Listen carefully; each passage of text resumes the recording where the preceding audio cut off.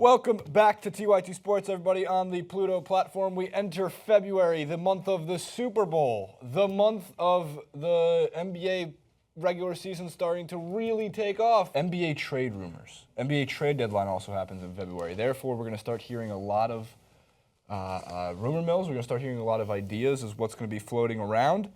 Let's go to hoops rumors really quick, Francis. I like hoops rumors.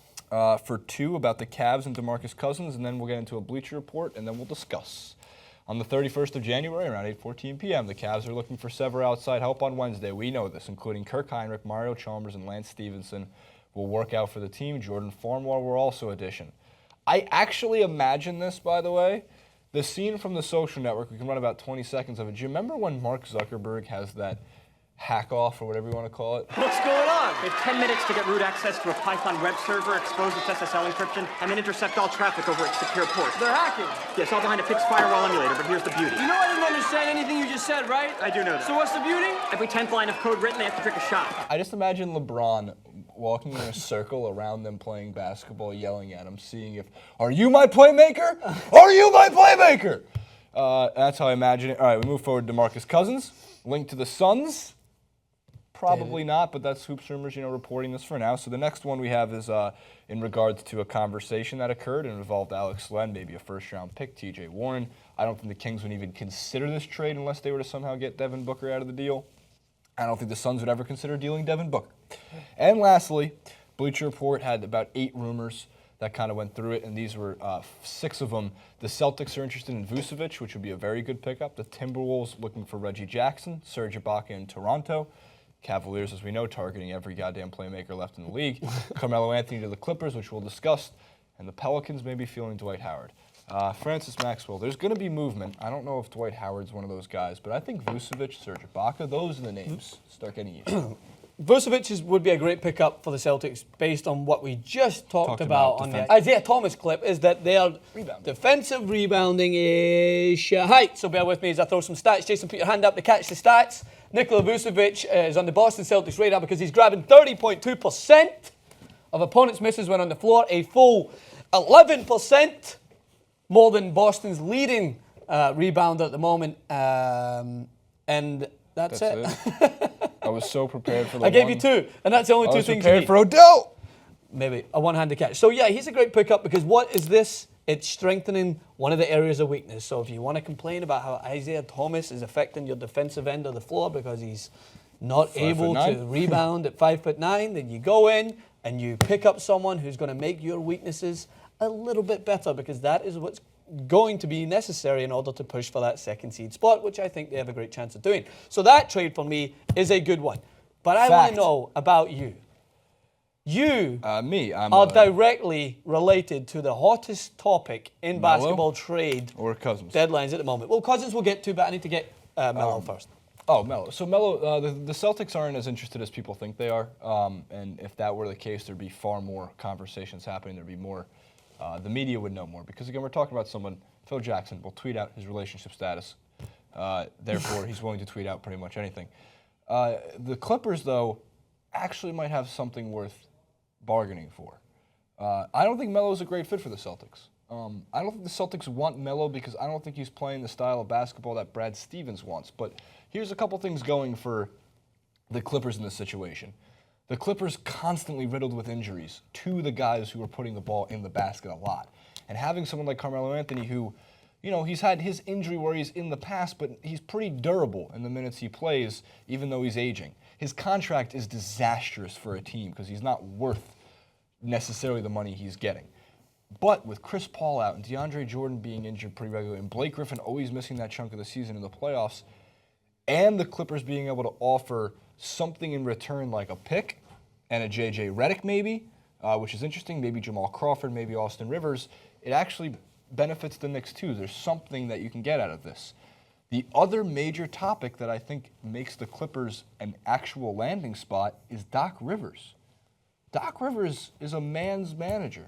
We've talked about Tom Coughlin in the New York Giants. He's a player's coach, They enjoy playing for him. He can speak to them. They understand him. Doc Rivers, I actually still think has that ability to command a locker room. Yeah. His X's and O's, as we've discussed, are questionable at times, but he was able to get 3 of the hottest-headed players under one roof and win a championship. A young Rajon Rondo, who I'm sure was developing the personality he has now. Kevin Garnett, who is a crazy person in the best way possible, and Paul Pierce. It's a lot of egos. Yeah. And not that egos is negative in this situation. Egos kind of like Migos. It was bad and bougie. I think it would make sense, and I would hope it would happen. I think the only thing in the way is, do the Clippers want to pay for Melo next season? It's not even that. Like, this is the Clippers roster right now. Like, they are paper thin. And when you lose someone like Chris Paul goes down, again, we have this constant year-by-year scenario. All right, well, who are we going to put in? Are we going to be able to maintain a challenge? Are we going to lose out to someone like the Houston Rockets when, on paper, we have a much better team? Don't forget the Clippers so with this 3-1 lead. this is a conversation. Like, you have Austin Rivers, you have Jamal Crawford, and you have J.J. Redick. 3 players that I think Knicks fans would be like, all right. Jamal was a Knick. He dropped 55 points once. Seems like a decent trade. We're going to get 3 players that we could utilize. And then to the LA lifestyle of it, even though the Clippers aren't the LA team, it's the Lakers. Carmelo Anthony's going to sell jerseys. He's a big name that's going to come in. But when you're looking at building forward as a team, I don't think it makes sense. You're like, okay, we're going to get someone in who has the capability of being a phenomenal player. He's proven that. But is he going to push them up there with the Warriors? Oh, no. But it makes, out of all of the room, it makes the most sense. Yeah. Right, that's why. Clippers fans shouldn't be swayed by a big name coming in, because it's not the type of big name that they need to help this big 3 they already have. Like, undersell Team BB, Banana Boat. Half the Banana Boat would be there. Well, they talked about the Cavs as well, and there was a mention that they were trying to get Kevin Love for Carmelo Anthony, and the Cavs were like, but think about it. Nah. LeBron said no. Yeah. LeBron said no to Melo. And again, Colin Cowherd's been ripping this for a week now. He's like, oh, everyone likes to play with him in the Olympics. Nobody wants him now. It's that. I think it has to do with that contract. Do you think that affects the relationship of LeBron James and Carmelo Anthony, outside of it? Man, they're like the bestest friends that anybody could have. They're like the 3 best friends. Do you think they will? Hangover. Yeah. 4 best friends. I can see it. But you think anything's gonna deflate the Banana Boat? I don't think. I mean, Charles Barkley's trying to. He's trying to jump on the end of that. His real beef with LeBron is that he never was invited to the Banana Boat, so he wants to be part of it. He wants to be part of it. Any other? So you mentioned there, DeMarcus Cousins, obviously. Again, DeMarcus Cousins is linked everywhere, every single NBA trade season. I do think he needs to get out of Sacramento. I know he says he loves Sacramento. I take his word for that. I can't use anything else against him. I don't think Phoenix is the right spot. I just want to see DeMarcus Cousins go to an organization that isn't run by a defunct GM or owner. I think I would like to see someone stick up for DeMarcus Cousins in the organization itself, not deal with George Karls that come along. And I think what's-his-name is doing, Dave Yeager is doing his absolute best he can with what he's got to work with. And Reggie Jackson, the Timberwolves, sure. Yeah. I don't think that's going to change their second half of the season. They're still underperforming, and we're going to have to discuss that as it comes along. Serge Ibaka to the Raptors is very good too, though. I'm actually, that's a good one. Because that's some front court help. It's depth. Yeah. It's a 3-point shooter if you need him. And if Serge Ibaka has to have a system, Scotty Brooks had a fantastic system when he was the coach of the Oklahoma City Thunder.